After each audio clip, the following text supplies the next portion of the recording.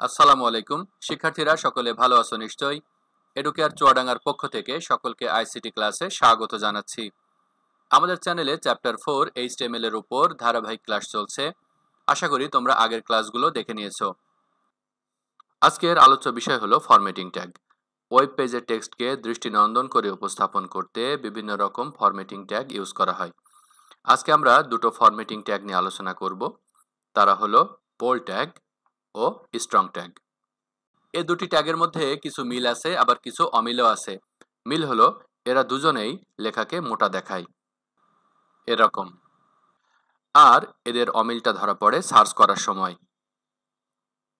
Strong ট্যাগের মধ্যে যদি কোনো টেক্সট লেখা হয় তাহলে সার্চ ইঞ্জিন সেই টেক্সটকে ফোকাস করে সার্চ করে। আর বোল্ড ট্যাগের মধ্যে যদি কোনো টেক্সটকে লেখা হয় তাহলে এটি সার্চ ইঞ্জিনের কোনো বিষয় নয়, বরং নর্মাল বোল্ড টেক্সট বোঝায়। চলো এই বিষয়টি প্র্যাকটিক্যালি বুঝিয়ে বলছি। আমি টেক্সট এডিটর এবং ব্রাউজার ওপেন করে নিচ্ছি। তোমরা দেখতে পাচ্ছ প্যারাগ্রাফ ট্যাগের মধ্যে লেখা আছে I am learning HTML, it's very easy. আমি এই লেখাটি কপি করে নিচ্ছি। ধরো আমি স্ট্রং ট্যাগের মধ্যে এইচটিএমএল ওয়ার্ডটিকে লিখছি।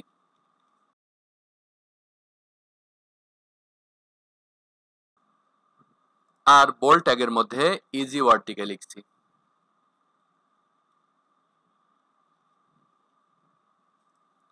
সেভ করে নিচ্ছি, রিফ্রেশ করছি। খেয়াল করো এইচটিএমএল এবং ইজি দুটো ওয়ার্ডই মোটা দেখাচ্ছে। আমরা কোডিং করার সময় এইচটিএমএল ওয়ার্ডটিকে লিখেছিলাম স্ট্রং ট্যাগের মধ্যে।